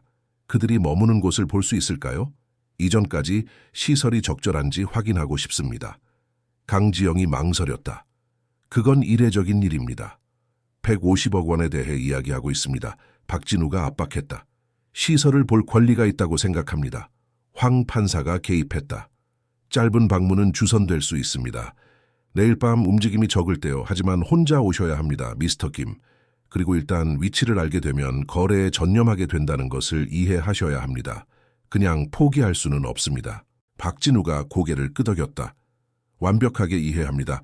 그럼 내일 밤에 뵙죠. 강지영이 만족스럽게 미소 지었다. 훌륭합니다. 아름다운 파트너십의 시작을 위해 건배하죠. 그들은 잔을 들었다. 박진우는 마셨고 와인은 혀에 썼다. 아들은 몇 미터 거리에 있었고 그가 누구인지 모른 채 그를 바라보고 있었다. 하지만 내일 그는 보육원에 갈 것이었다. 그리고 나올 때는 민준이와 그 모든 아이들과 함께일 것이었다. 강지영은 몰랐지만 방금 자신의 운명을 결정지은 것이었다. 다음 날 밤은 안개에 휩싸여 도착했고 마치 하늘이 곧 일어날 일을 숨기기 위해 공모하는 것 같았다. 박진우는 만남이 끝난 후 레스토랑을 나와 즉시 팀과 합류했다. 녹음은 완벽했다. 인신매매, 납치, 문서 위조에 대한 명확한 자백, 72명의 아이들, 72개의 파괴된 가족, 작전 전체를 무너뜨리기에 충분하고도 남았다. 최동훈은 경찰청의 친구들에게 연락했다. 절대적인 비밀리에 특별수사팀이 구성되었다. 엘리트 요원들, 인질 구출 전문가, 아동 심리학자들이 소집되었다. 하지만 모든 것은 박진우가 보육원에 들어가 모든 아이들의 위치를 확인하고 침투하기에 안전할 때 신호를 보내는 것에 달려 있었다. 계획은 위험했다. 박진우는 약속대로 혼자 들어갈 것이지만 최동훈과 팀은 주변에 배치될 것이었다. 박진우가 아이들이 안전하고 즉각적인 위협이 없다는 것을 확인하는 즉시 경찰이 침투할 것이었다. 강지영이나 그녀의 공범들이 반응할 시간을 주지 않고 신속하고 외과적으로 이루어져야 했다. 혜운이는 그날 아침 위로할 수 없을 정도로 슬퍼했다. 그녀는 밤새 악몽을 꾸었고 박진우가 돌아오지 않고 민준이가 영원히 끌려가는 꿈을 꾸었다. 박진우는 아침 식사 때 그녀와 함께 앉아 그녀의 작은 손을 잡았다. 모든 게 괜찮을 거야. 그가 약속했다. 오늘 밤, 내일 아침에 깨어나면 민준이가 여기 있을 거야. 그리고 너희 둘은 다시는 헤어지지 않을 거야. 원장님이 아저씨가 누군지 알게 되면요? 그 애한테 나쁜 짓을 하면요? 그럴 시간이 없을 거야. 최고의 사람들이 나를 보호하고 있어. 그리고 경찰도 거기 있을 거야. 날 믿어, 혜운아. 그녀는 그를 꽉 껴안았다. 믿어요. 그냥 제발 돌아오세요. 두 분 다요. 박진우는 준비하며 하루를 보냈다. 혜운이가 그린 보육권 배치도를 복습하고 모든 출구, 모든 복도를 외웠다. 그는 신발에 작은 추적기를, 벨트에 또 다른 추적기를 달았다.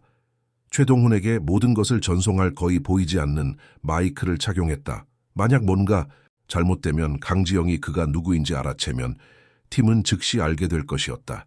밤이 되자 박진우는 마지막으로 데이비드 김으로 변신했다. 거울 속 자신을 보았다. 이것이 다른 사람이 되어야 하는 마지막 밤이다. 그는 자신의 반사된 모습에 말했다. 내일 당신은 다시 아버지가 될 것이다. 그는 강지영이 보낸 좌표를 따라 혼자 춘천으로 운전했다. 보육권은 외딴 지역에 있었고 빈 땅과 나무들로 둘러싸여 있었다. 불법 활동을 숨기기에 완벽했다. 그가 다가가자 철문이 자동으로 열렸고 마치 그곳이 그를 기다리고 있었던 것 같았다. 박진우는 희미하게 불이 켜진 마당에 주차했다. 건물은 직접 보니 훨씬 더 으스스했다. 3층짜리 회색 돌 건물, 어두운 창문, 그 안에 수십 명의 아이들이 살고 있다는 사실과 대조되는 버려진 느낌. 그는 보안 카메라 동작 감지 등을 볼 수 있었다. 강지영은 편집증적이었지만 그럴 만한 이유가 있었다. 그녀는 숨길 것이 많았다. 박진우가 노크하기도 전에 정문이 열렸다. 오 간호사가 거기에 있었고 그녀의 얼굴은 무표정했다. 미스터 김 원장님이 기다리고 계십니다. 그는 안으로 들어갔다. 내부는 혜운이가 묘사한 그대로였다. 낡은 가구와 몇몇 죽어가는 식물로 환영하는 분위기를 내려 애쓴 현관. 하지만 숨길 수 없는 습기와 방치의 냄새가 있었다. 침묵 속에서 박진우는 위층에서 들려오는 희미한 소리를 들을 수 있었다. 아이들. 그의 아들이 여기에 있었다. 아마도 위층 중 한 곳에. 강지영이 차가운 미소를 지으며 계단을 내려왔다. 미스터 김, 천사원에 오신 것을 환영합니다. 시설이 소박해 보일 수 있지만 아이들의 모든 필요를 충족시킨다고 보장합니다. 박진우는 무심한 관심을 가장하며 주위를 둘러보았다. 방들을 볼 수 있을까요? 특히 준호가 머무는 곳이요. 물론입니다. 하지만 먼저 제 사무실로 가시죠. 마무리해야 할 재정적인 세부 사항이 좀 있습니다. 그들은 2층으로 올라갔다. 복도는 좁고 희미하게 불이 켜져 있었다. 박진우는 닫힌 문들을 보았고 그 뒤에서 들려오는 희미한 아이들의 목소리를 들었다. 그의 심장이 빠르게 뛰었다. 얼마나 많은 아이들이 여기에 갇혀 어쩌면 결코 오지 않을 구원을 기다리고 있을까. 강지영의 사무실은 놀라울 정도로 호화로웠다. 비싼 가구, 최신 컴퓨터, 꼼꼼하게 정리된 파일들. 이 여자는 자신의 작전을 합법적인 사업처럼 운영하고 있었다. 그녀는 책상 뒤에 앉아 박진우에게 앉으라고 손짓했다.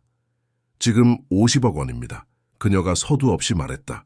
이 계좌로 송금하세요. 그녀는 책상 위로 종이를 밀었다. 입금이 확인되면 준호와 시간을 보낼 수 있습니다. 더 잘 알아가세요. 그리고 일주일 후 모든 것이 준비되면 나머지 50억 원과 아이는 당신의 것입니다. 박진우는 종이를 집어들고 그것을 연구하는 척했다. 알겠습니다. 그리고 과정을 서두르고 싶다면요? 신속함에 대해 더 지불할 의향이 있습니다. 강지영이 미간을 찌푸렸다. 왜 서두르시죠? 제 아내가 불안정해지고 있습니다. 우울증이 악화되었어요. 가능한 한 빨리 좋은 소식을 전해야 합니다. 강지영이 고려했다. 나흘 안에 할 수 있습니다. 하지만 총 150억 원이 될 겁니다. 심리적 준비 과정을 강화해야 하는데 추가적인 약물과 자원이 필요합니다. 좋습니다.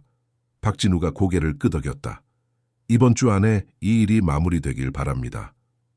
강지영의 눈이 탐욕으로 빛났다. 아주 좋습니다. 그럼 지금 시작하죠. 그녀는 내부 전화를 들었다. 오 간호사, 준호를 사무실로 데려와요. 몇 분 후 문이 열렸다. 민준이가 낡은 잠옷을 입고 맨발로 텅 빈 눈으로 들어왔다. 그렇게 망가지고 그렇게 길을 잃은 아들의 모습을 보는 것은 박진우의 통제력을 거의 파괴할 뻔했다. 하지만 그는 굳건히 버텼다. 준호야, 강지영이 말했다. 이분이 네 새 아빠가 될 거야. 멋지지 않니? 민준이는 감정 없이 박진우를 보았다. 네, 원장님. 30분 동안 그와 함께 있어도 돼. 강지영이 박진우에게 말했다. 계약서를 준비할게. 필요한 게 있으면 오 간호사가 밖에 있을 거야. 그녀는 그들을 남겨두고 나갔다. 박진우는 그녀가 멀리 갔다고 확신할 때까지 기다렸다. 그리고 민준이 앞에 무릎을 꿇었고 그의 심장은 산산조각났다. 아들아, 그가 콘택트 렌즈를 빼고 진짜 눈을 드러내며 한국어로 속삭였다. 나야, 아빠야. 민준이는 혼란스러운 얼굴로 그를 보았다. 저는 아빠 없어요. 원장님이 그랬어요. 아니, 있어. 내 이름은 준호가 아니라 민준이야. 박민준. 그리고 나는 네 아빠, 박진우야. 2년 전에 공원에서 나한테서 뺏겼어. 기억나니? 그네에 있었잖아. 민준이의 눈에 무언가 스쳤다. 약물과 조작의 안개를 뚫고 나오려는 기억. 그네의 꿈을 꿔요.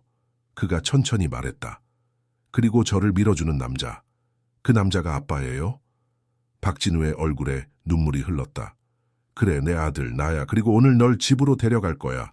너, 혜운이, 그리고 다른 모든 아이들, 너희는 자유로워질 거야. 혜운이요? 민준이가 다급한 목소리로 말했다. 혜운이는 어디 있어요? 사라졌어요. 원장님은 아프다고 했지만 저는 안 믿어요. 혜운이는 안전해. 나를 찾아서 네가 어디 있는지 알려줬어. 그 애는 영웅이야. 그리고 그 애 덕분에 오늘 이걸 끝낼 거야. 민준이는 마치 그가 진짜인지 확인하듯 박진우의 얼굴을 만졌다. 아빠. 그가 속삭였고 그 단어는 머뭇거리며 나왔지만 인식으로 가득 차 있었다. 정말 아빠예요? 나야, 내 아들. 박진우는 그를 끌어안았고 마른 작은 몸이 떨리는 것을 느꼈다. 나야, 그리고 다시는 널 떠나지 않을 거야. 문이 거칠게 열렸다. 강지영이 거기에 있었고 그녀의 얼굴은 분노의 가면으로 변해 있었다. 그녀는 손에 전화를 들고 있었고 박진우는 그녀가 사무실에 숨겨진 보안 카메라의 영상을 보고 있다는 것을 공포에 질려 깨달았다. 그녀는 모든 것을 들었다. 너, 그녀가 쉭쉭거렸다. 네가 그 아버지구나, 박진우. 그녀는 책상 서랍에서 무언가를 꺼냈다. 총이었다. 날 속이려고 했어. 박진우는 민준이를 등 뒤로 보내고 손을 들었다. 끝났어, 강지영. 경찰이 모든 걸 알아. 네 자백 녹음도 가지고 있어. 포위됐어. 거짓말, 그녀가 소리쳤다. 경찰에 있는 내 사람들이 알려줬을 거야. 넌 여기 혼자야. 그리고 이제 그녀가 총을 겨누었다. 넌 여기서 빈손으로 나가거나 아니면 못 나가거나 둘 중 하나야. 박진우는 숨겨진 마이크에 조용히 말했다. 최 팀장, 코드 레드, 즉시 진입. 강지영이 웃었다. 밖에는 아무도 없어. 여긴 내가 다 통제해. 오단이 멍청했군. 갑자기 유리가 깨지는 소리가 건물 전체에 울렸다. 비명, 사이렌. 강지영이 충격받아 돌아섰다. 불가능해. 그녀가 속삭였다. 경찰청이야, 박진우가 말했다. 그리고 그들은 내 부패한 연락책들에게 보고하지 않아. 끝났어. 강지영은 박진우가 반응하기 전에 재빨리 움직여 민준이를 잡았다. 그녀는 아이의 머리에 총을 겨누었다. 아무도 여기서 못 나가. 그녀가 소리쳤다. 물러나라고 해. 아니면 아이를 다치게 할 거야. 박진우는 순수한 공포를 느꼈다. 그러지 마. 더 이상 문제를 만들고 싶지 않을 거 아니야. 난 이미 끝났어. 그녀가 히스테리하게 웃었다. 누군가는 데리고 갈 거라고 장담하지. 문이 폭발했다. 연방 요원들이 무기를 겨눈 채 사무실로 쏟아져 들어왔다. 아이를 놔. 지휘관이 소리쳤다. 당장! 강지영은 민준이를 방패 삼아 물러났다. 너희는 이해 못해. 그들은 그럴만했어. 그 모든 부잣집에 버릇없는 아이들. 나는 그들에게 목적, 가치를 주고 있었어. 나는 서비스를 하고 있었다고. 당신은 삶을 파괴하고 있었어. 박진우의 목소리가 갈라졌다. 내 아들을 나에게서 뺏어갔어. 내가 결코 되찾을 수 없는 인연을 뺏어갔다고. 잘 됐네. 강지영이 소리쳤다. 넌 고통받을 만했어. 이 모든 방임하는 부모들은 고통받을 만해. 총성이 울렸다. 강지영이 아니라 창문을 통해 저격용 소총에서 나온 것이었다. 총이 그녀의 손에서 날아갔다. 그녀는 고통의 비명을 지르며 민준이를 놓쳤다. 박진우는 앞으로 몸을 던져 아들을 잡고 요원들이 강지영을 제압하는 동안 자신의 몸으로 그를 보호했다. 끝났다. 마침내 끝났다. 최동훈이 달려 들어왔다. 박 대표님, 괜찮으십니까? 박진우는 품에 안은 민준이를 보았다. 이제는요. 그는 아들의 이마에 입을 맞췄다. 이제는 괜찮습니다. 건물 전체에서 요원들이 아이들을 구출하고 있었다. 수십 명의 아이들, 일부는 혼란스러워하고 일부는 울고 모두 겁에 질려 있었다. 윤서연과 그녀의 의료팀이 도착하여 각 아이를 평가하기 시작했다. 최동훈은 횡설수설 소리치는 강지영을 수갑 채워 끌고 나갔다. 박진우는 민준이를 안고 계단을 내려가 보육권 밖으로 나갔다. 밤 공기가 이토록 달콤하게 느껴진 적이 없었다. 구급차와 경찰차의 불빛이 모든 것을 파란색과 빨간색으로 물들였다. 아이들은 담요에 쌓여 부드럽게 밖으로 인도되었고 보살핌을 받고 있었다. 아빠, 민준이가 박진우에게 매달리며 속삭였다. 무서워요. 더 이상 무서워할 필요 없어, 아들. 박진우는 그를 더 꽉 안았다. 다시는. 넌 이제 안전해. 집으로 가는 거야. 그리고 혜운이는요? 정말 괜찮아요? 그럼. 그리고 널 기다리고 있어. 가장 친한 친구를 다시 보는 걸 몹시 기다리고 있단다. 민준이가 미소 지었고 박진우가 2년 만에 처음 보는 진정한 미소였다. 그 미소는 박진우의 심장을 부수고 동시에 재건했다. 그들 앞에는 긴 길이 놓여 있었다. 몇 달간의 치료, 회복, 기억과 신뢰를 재건하는 시간. 하지만 그들은 함께였다. 마침내 함께였다. 이른 새벽 시간, 병원은 조용했다. 박진우는 민준이가 잠든 침대 옆에 앉아 있었다. 민준이는 얼마 만인지 모를 시간 만에 처음으로 악몽 없이 잠들어 있었다. 의사들은 그를 꼼꼼히 검사했다. 영양실조 있었다. 심각한 심리적 트라우마의 징후 있었다. 하지만 신체적으로 그의 아들은 비교적 괜찮았다. 진짜 상처는 아무도 볼 수 없는 것들이었다. 윤서연이 조용히 들어와 커피 2잔을 들고 있었다. 지원군을 가져왔어요. 그녀가 속삭이며 박진우에게 한 잔을 건넸다. 한숨도 못 주무셨네요. 그럴 수가 없어요. 눈을 감을 때마다 그곳이 보여요. 그 모든 아이들이요. 박진우는 쓴 커피를 한 모금 마셨다. 몇 명이나 구했습니까? 보육권에서 23명이요. 윤서연이 앉았다. 18명은 낡은 동에, 5명은 강지영이 잠가둔 특별동에 있었어요. 특별동의 아이들은 상태가 더 나빠요. 약물에 심하게 취해 있고 혼란스러워해요. 하지만 모두 살아남을 겁니다. 게다가 최 팀장님이 최근에 해외로 팔려나간 아이 2명을 추적했어요. 국제공조를 통해 그들을 데려오기 위해 노력하고 있습니다. 그리고 다른 아이들은요? 그녀가 언급한 72명은요? 윤서연이 한숨을 쉬었다. 시간이 걸릴 겁니다. 기록 미해결 사건 중단된 조사를 대조하고 있습니다. 하지만 이제 강지영의 파일을 확보했으니 이름, 날짜, 위치가 있습니다. 그들을 찾을 겁니다. 몇 달, 어쩌면 몇 년이 걸릴 수도 있지만 모든 아이를 찾아내서 가족에게 돌려보낼 겁니다. 박진우는 잠든 와중에도 자신의 손을 꽉 쥔 민준이의 작은 손을 보았다. 그리고 제 아들은요? 의사들이 기억상실증에 대해 뭐라고 했습니까? 윤서연은 신중하게 단어를 골랐다. 기억상실증은 트라우마와 약물의 조합을 통해 유도되었습니다. 기본적으로 그들은 납치 직후 민준이를 몇 주 동안 반의식 상태로 유지하기 위해 강력한 진정제를 사용했습니다. 그 기간 동안 새로운 이야기, 새로운 정체성을 주입했죠. 마침내 약물을 중단했을 때 원래의 기억은 트라우마와 새로운 이야기의 끊임없는 반복에 의해 억제되어 묻혀버린 겁니다. 하지만 기억을 되찾을 수 있습니까? 집중적인 치료를 받으면 네, 조각들은 이미 나타나고 있어요. 보셨잖아요. 당신이 누구인지 밝혔을 때의 인식, 기억은 거기에 있어요. 단지 부드럽게 표면으로 끌어올려야 할 뿐입니다. 하지만 박 대표님, 그녀가 진지하게 그를 바라보았다. 빠르지는 않을 겁니다. 그리고 일부 기억은 완전히 돌아오지 않을 수도 있습니다. 그 점에 대비하셔야 합니다. 모든 걸 기억하지 못해도 상관없습니다.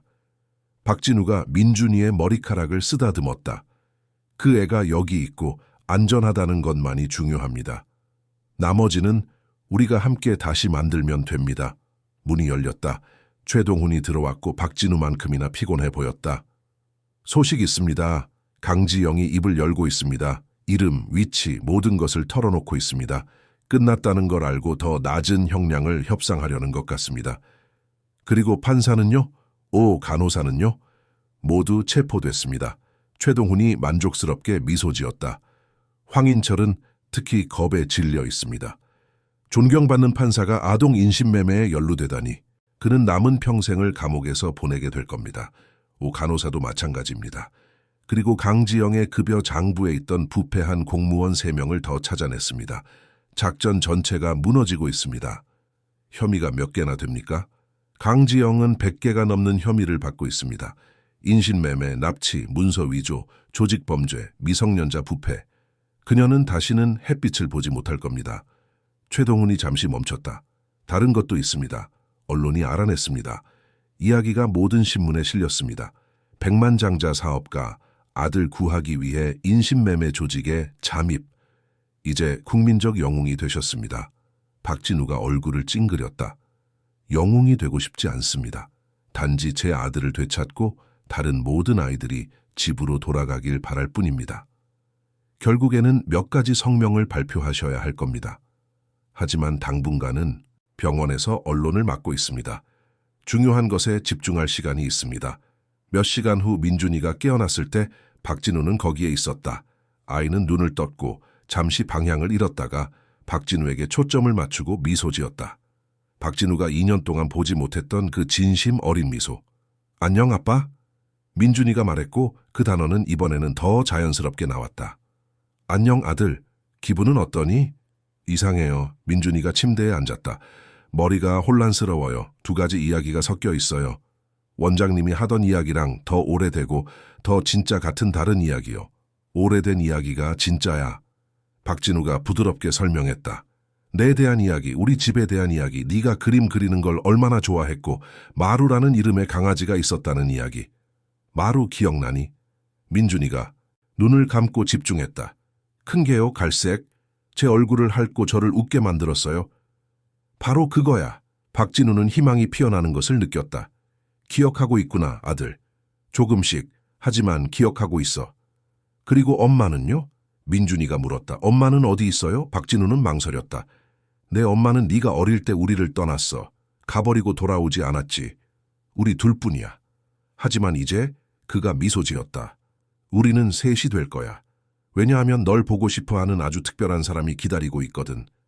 문이 열리고 혜운이가 이모님의 손을 잡고 수줍게 들어왔다. 민준이가 그녀를 보자 그의 얼굴 전체가 환해졌다. 혜운아. 그는 침대에서 내려오려 했지만 박진우가 그를 붙잡았다. 진정해 아들. 아직 약하잖아. 혜운이는 침대로 달려갔고 눈물이 얼굴을 타고 흘렀다. 민준아, 괜찮구나. 정말 무서웠어. 그들은 서로를 껴안았다. 너무나 많은 것을 겪고 어둠 속에서 서로를 의지했던 두 아이. 박진우는 그 포옹을 보며 목이 메었다. 혜운이는 친구를 구하기 위해 모든 것을 걸었다.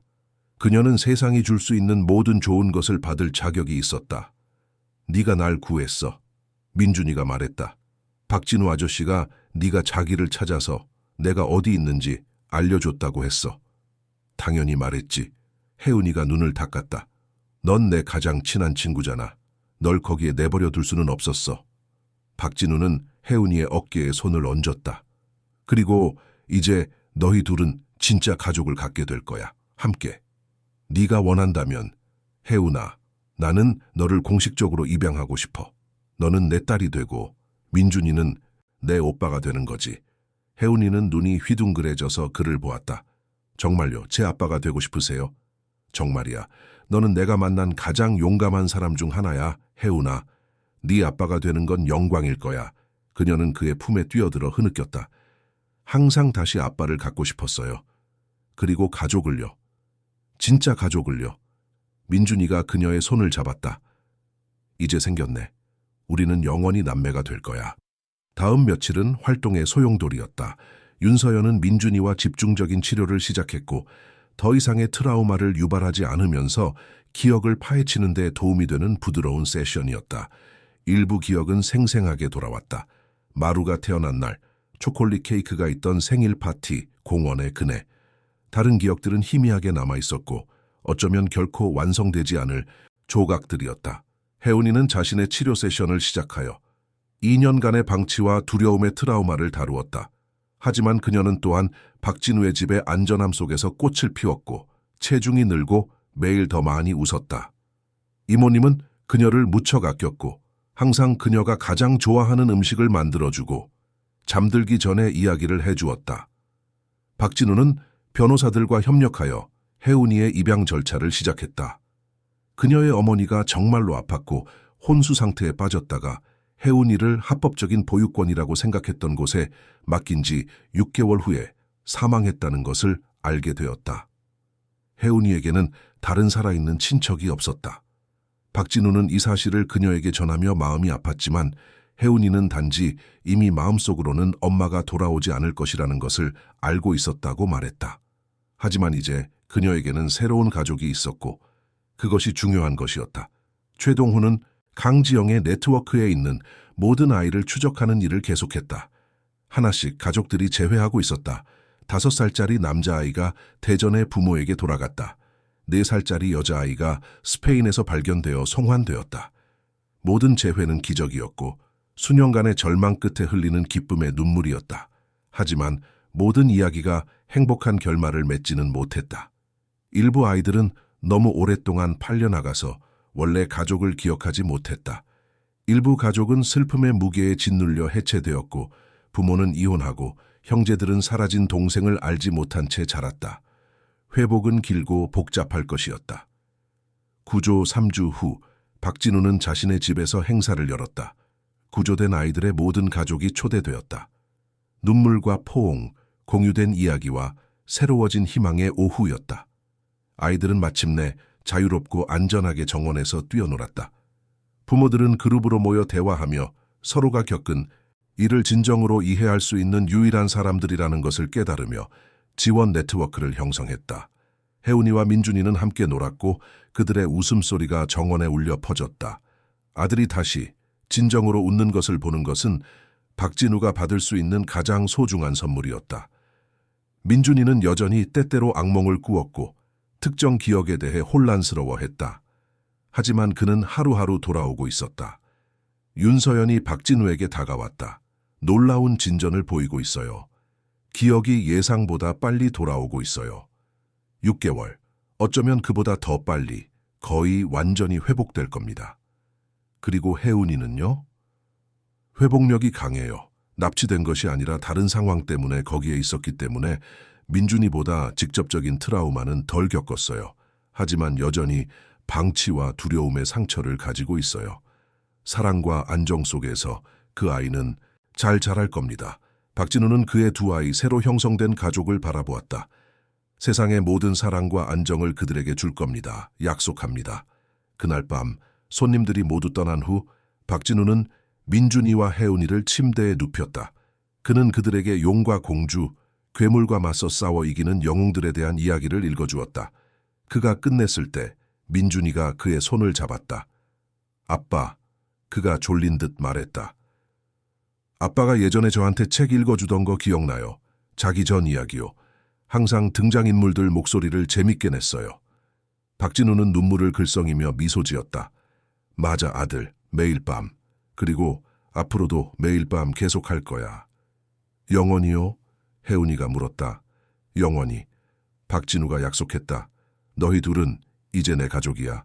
다시는 아무것도 우리를 갈라놓을 수 없어. 그들은 손을 잡고 안전하고 사랑받으며 잠이 들었다. 박진우는 오랫동안 그들을 바라보며 서 있었다. 아들이 돌아왔고 혜은이가 안전하고 그 악몽이 마침내 끝났다는 것을 여전히 믿기 어려웠다. 앞으로의 길은 여전히 어려울 것이었다. 계속되는 치료, 법적 절차, 끊임없는 언론.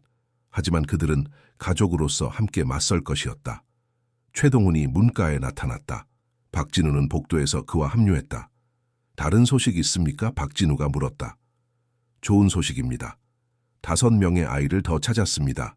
모두 살아있고 모두 집으로 돌아가고 있습니다. 그리고 강지영은 내일 공식적으로 기소될 예정입니다. 판사가 보석을 기각했습니다. 재판 때까지 감옥에서 나오지 못할 겁니다. 좋군요. 박진우는 아이들이 잠든 방을 다시 보았다. 아주 좋습니다. 정말 대단한 일을 하셨습니다, 박 대표님. 최동훈이 그의 어깨에 손을 얹었다. 아들을 구하고 혜운이를 구하고 다른 많은 아이들을 구했습니다. 진정한 영웅입니다. 혼자 한 게 아닙니다. 최 팀장님, 한 요원님, 윤 박사님 모두가 도왔습니다. 그리고 혜운이, 그 애가 진짜 영웅입니다. 친구를 구하기 위해 모든 것을 건 7살짜리 아이. 그것이 진정한 용기입니다. 그들은 아이들을 잠들게 내버려 두고 함께 내려왔다. 박진우는 커피를 준비했고 그들은 다음 단계에 다가올 재판, 그리고 이런 일이 다시는 일어나지 않도록 보장하는 방법에 대해 이야기했다. 힘든 일이었지만 필요한 일이었다. 최동훈이 마침내 떠났을 때 박진우는 아이들의 방으로 돌아갔다. 그는 그렇게 평화롭고 그렇게 안전하게 잠든 그들을 바라보았다. 그리고 2년 만에 처음으로 박진우는 진정한 평화를 느꼈다. 그의 아들은 집에 있었다. 그의 가족은 완전했다. 그리고 내일은 그들의 새로운 삶이 함께 시작되는 첫날이 될 것이었다. 3개월 후 박진우의 집은 완전히 변해 있었다. 이전에는 슬픔과 고독의 무거운 침묵이 지배했던 곳에 이제는 아이들의 웃음소리, 복도를 뛰어다니는 발소리, 어떤 만화를 볼지에 대한 다정한 논쟁이 울려 퍼졌다. 연간실 같았던 대저택은 다시 생기를 되찾았다. 민준이의 방은 그가 기억하는 그대로 다시 꾸며졌다. 어둠 속에서 빛나는 별이 있는 파란색 벽, 점점 늘어나는 모험 책 컬렉션, 치료 시간에 만든 그림들이 벽을 덮고 있었다. 윤서연은 예술이 그의 회복의 중요한 부분이며 여전히 말로 표현하기 어려운 기억과 감정을 표현하는 방법이라고 말했다. 혜운이는 자신이 직접 고른 분홍색과 보라색 톤으로 꾸며진 자신만의 방을 가졌다. 생전 처음으로 새 옷, 자신만의 장난감, 오직 그녀만의 공간을 가졌다. 그녀는 여전히 때때로 밤중에 놀라서 깨어났고 보육원에 돌아간 줄 알았다. 하지만 그러면 박진우가 나타나 불을 켰고 그녀는 자신의 예쁜 방, 가족을 보고 다시 잠들 수 있었다. 치료 세션은 계속되었다. 민준이는 놀라운 속도로 기억을 회복하고 있었다. 그는 이미 납치 전의 삶을 거의 완전히 기억했다. 일부 세부 사항은 희미하게 남아 있었지만 중요한 순간들은 거기에 있었다. 그는 태어난 날을 기억했는데 비록 누군가가 의식적으로 그것을 기억하는 것은 불가능했지만 윤서연은 그것이 박진우가 들려준 사진과 이야기를 통해 재구성된 기억이라고 설명했다. 하지만 민준이는 진정으로 3번째 생일, 강아지 마루, 아빠와 함께 책을 읽던 밤들을 기억했다. 보육원의 기억도 거기에 있었지만 윤서연은 그것들을 건강한 방식으로 처리하도록 돕고 있었다. 민준이는 그것이 나빴고 강 원장이 잘못된 일을 한 나쁜 사람이라는 것을 알았다. 하지만 그는 또한 그것이 자신의 잘못이 아니며 자신이 희생자이고 사랑과 안전을 받을 자격이 있다는 것을 배웠다. 혜운이는 더욱 눈에 띄게 꽃을 피웠다. 체중이 10kg 늘었고 예전에 움푹 들어갔던 뺨은 이제 건강한 혈색을 띠었다. 그녀의 미소는 자주 자연스럽고 진심으로 나타났다. 그녀는 민준이와 같은 학교에 다니기 시작했고 친구를 사귀고 수학과 그림을 좋아한다는 것을 발견했다. 밤에는 그녀와 민준이가 식탁에서 함께 숙제를 했고 누가 먼저 끝낼지에 대해 장난스럽게 다투었다. 혜운이의 입양 절차는 법원에서 간단하지만 감동적인 의식으로 마무리되었다. 사연에 감동한 판사는 혜운이가 이제 공식적으로 박진우의 딸 박혜운이라고 선언했다. 그녀는 기쁨에 겨워 울었고 박진우를 너무 꽉 껴안아서 그가 거의 숨을 쉴 수 없을 정도였다. 마침내 그녀는 성, 가족, 세상에서의 자리를 가졌다. 박진우도 변했다. 희끗희끗한 머리카락은 그대로였고 다크서클이 사라지는 데는 시간이 걸렸지만 그의 눈에는 다시 생기가 돌았다. 그는 근무 시간을 대폭 줄이고 파트너들에게 더 많은 책임을 위임했다. 아침은 아이들을 학교에 데려다주는 시간이었다. 오후는 가능하면 그들을 데리러 가서 숙제를 돕는 시간이었다. 주말은 신성했고 오직 가족을 위해서만 예약되었다. 공원, 영화관, 그냥 집에서 함께 영화 보기. 그는 평범한 순간들이 가장 소중하다는 것을 배웠다. 민준이와 혜운이가 누가 첫 번째 팬케이크를 먹을지 다투는 동안 아침에 팬케이크를 만드는 것. 민준이가 이제는 너무 컸다고 주장함에도 불구하고 잠들기 전에 침대 밑에 상상의 괴물이 있는지 확인하는 것. 혜운이를 웃게 만드는 음치 자장가를 부르는 것. 그가 예전에는 평범하다고 여겼던 이 순간들은 이제 그가 마음속에 간직하는 보물이었다. 강지영의 재판은 구조 4개월 후에 열렸다. 언론에 의해 널리 보도되었고 그녀의 작전 규모로 전국을 충격에 빠뜨렸다. 15년간 72명의 아이들, 수십억 원의 불법 이익, 법원, 공무원, 경찰, 존경받는 판사를 포함한 부패 네트워크.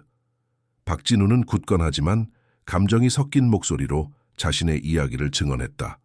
그는 2년간의 지옥, 아들이 살아있는지조차 모르는 절망을 묘사했다. 친구를 구하기 위해 모든 것을 건 혜운이의 용기. 민준이가 약물에 취해 기억이 지워진 채 상품으로 팔릴 준비를 하고 있었다는 것을 발견했을 때의 공포. 검사는 녹음 자백 금융 기록을 제시했다. 사건은 반박의 여지가 없었다. 강지영은 아이들을 돕고 그들에게 더 나은 삶을 주고 있었다고 주장하려 했다. 하지만 아무도 믿지 않았다. 배심원단은 단 3시간 만에 심의를 마쳤다. 모든 혐의에 대해 유죄, 선고는 역사적이었다. 징역 120년, 가석방 가능성 없음. 강지영은 남은 평생을 최고 보안 교도소에서 보내게 될 것이었다. 황 판사는 80년을, 오 간호사는 60년을 선고받았다. 네트워크의 다른 구성원들은 20년에서 50년 사이의 형을 선고받았다. 선고가 발표되었을 때 박진우는 기쁨이 아니라 깊은 안도감을 느꼈다. 저 여자는 다시는 다른 아이를 해치지 못할 것이었다. 저 네트워크는 파괴되었다. 가족들은 치유를 시작할 수 있었다. 최동훈은 70D명의 아이들을 찾는 노력을 조율했다. 몇 달간의 작업, 국제적인 조사, 국가 간의 협력이었다. 하지만 하나씩 그들은 발견되었다. 53명이 원래 가족에게 돌아갔다. 19명은 새로운 가족과 너무 오랫동안 함께 있었고 너무 완전히 통합되어 있어서 그들을 돌려보내는 것이 더 큰 트라우마를 유발할 것이었다. 그런 경우 아이들의 복지를 최우선으로 하는 방식으로 상황을 해결하기 위한 복잡한 절차가 시작되었다. 박진우는 자신의 재산 일부로 재단을 설립했다. 민준과 혜운 재단은 인신매매에서 구조된 아이들과 그 가족들을 지원하는 데 헌신했다. 무료 치료, 법률 지원, 교육 자원. 재단은 또한 예방 활동에도 힘썼고 가족들에게 경고 신호에 대해 교육하고 아이들을 보호하기 위한 입법 변경을 지원했다. 혜운이는 재단의 상징이 되었고 그녀의 용감한 이야기는 다른 사람들에게 영감을 주었다. 그녀의 허락과 신중한 치료적 동반, 그녀의 이야기는 학교와 회의에서 공유되었다. 두려움보다 용기를 선택하고 친구를 구하기 위해 모든 것을 건 7살짜리 소녀.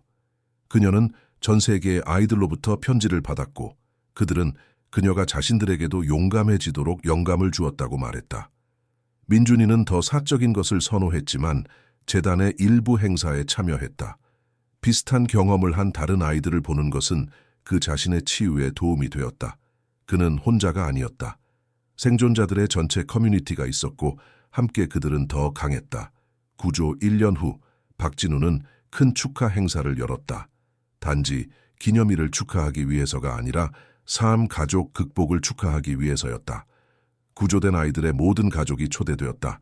대저택의 정원은 불빛으로 장식되었고 라이브 음악, 풍성한 음식이 있었다. 그것은 삶의 축제였다. 민준이와 혜운이는 손님들 사이를 뛰어다니며 다른 아이들과 놀았다. 그들의 웃음소리가 공기를 가득 채웠다. 박진우는 멀리서 지켜보며 자신이 겪은 일을 정확히 이해하는 다른 부모들과 이야기했다.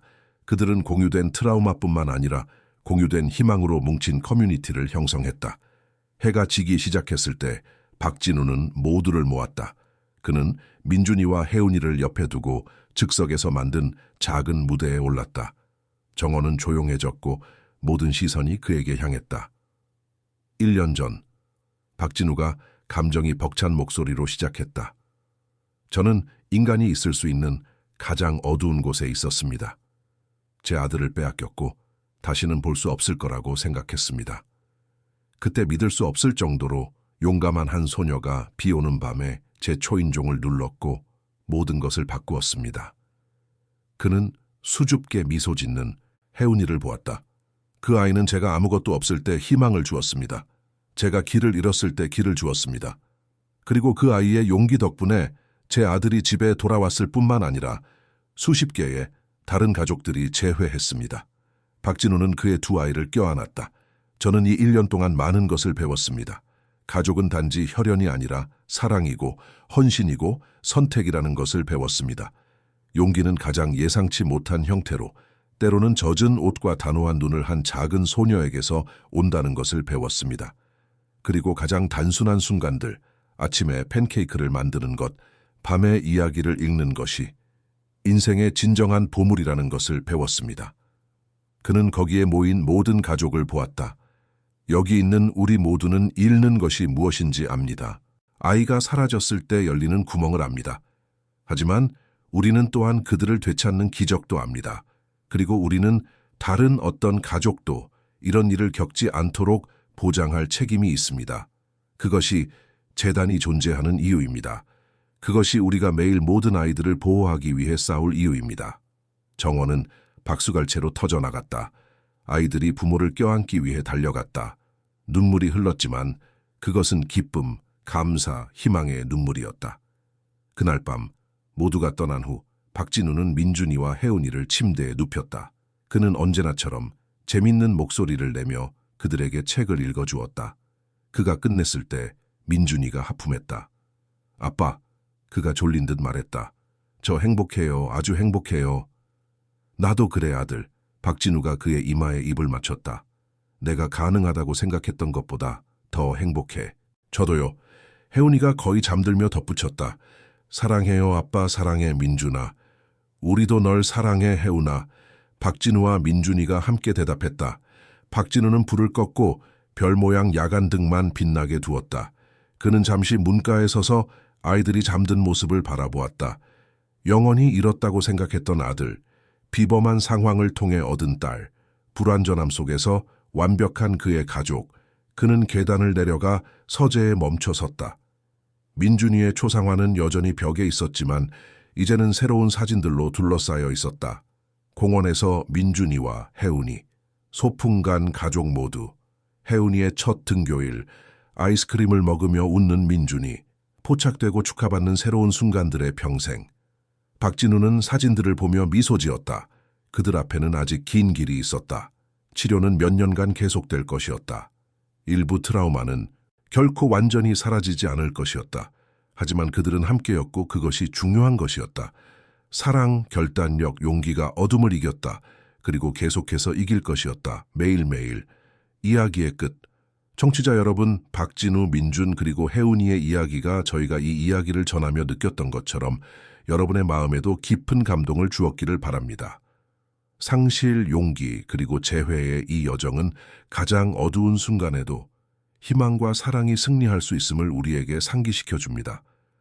혜운이는 용기에는 나이가 없으며 때로는 가장 작은 사람들이 가장 큰 마음을 품고 있음을 가르쳐 주었습니다. 박진우는 아버지의 결단력에는 한계가 없음을 보여주었습니다. 그리고 민준이는 부서진 후에도 다시 일어설 수 있는 회복력에 대해 가르쳐 주었습니다. 이 이야기가 여러분을 감동시켰다면, 사랑과 가족의 힘을 믿게 만들었다면 저희 커뮤니티에 함께해 주시길 초대합니다. 저희는 삶, 사랑 그리고 인간의 용기의 복잡성을 탐구하는 똑같이 매력적인 이야기들로 구성된 특별한 플레이리스트를 준비했습니다. 바로 여기 왼쪽을 클릭하시면 찾으실 수 있습니다. 박진우, 민준, 그리고 혜운이의 이야기가 마음에 드셨다면 저희 채널을 구독하고 이 영상에 좋아요를 남기는 것을 잊지 마세요. 이는 저희가 영혼을 울리고 인생에서 진정으로 중요한 것이 무엇인지 생각하게 하는 이야기들을 계속해서 전하는 데 큰 도움이 됩니다. 저희는 매일 인간 정신의 연약함과 강인함을 모두 기념하는 독특한 이야기들을 전해드립니다. 다음 콘텐츠도 놓치지 마세요. 그리고 댓글로 이 이야기가 여러분에게 어떤 의미였는지 꼭 알려주세요. 혜운이처럼 용감한 사람을 아시나요? 상실과 재회의 순간을 겪어보신 적이 있나요? 여러분의 이야기를 저희와 공유해 주세요. 다음 감성적인 여정에서 다시 뵙겠습니다. 소중한 청취자 여러분, 어려운 순간에 항상 용기를 찾으시고 밤이 아무리 어두워 보여도 희망을 잃지 마시길 바랍니다. 박진우, 민준, 그리고 혜운이가 우리에게 가르쳐 주었듯이 함께일 때 우리는 항상 더 강합니다.